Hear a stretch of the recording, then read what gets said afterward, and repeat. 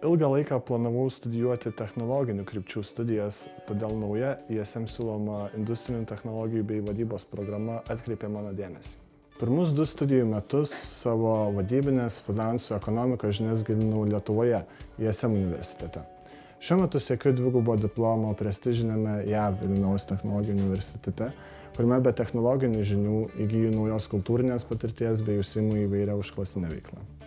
Ši programa ypač patraukė mano dėmesį, nes joje susijungia tiek vadybiniai, tiek technologiniai ir gamybiniai aspektai.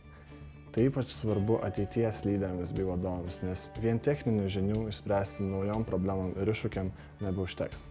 ISM suteikta studijų stipendija praturtino mano studijas tiek Lietuvoje, tiek JAV, nes būtent studijų JAV dėka aš galėsiu atlikti praktiką žymiausiose technologijų kompanijose Amerikoje ir taip padėti pamatus savo ateities karjerai.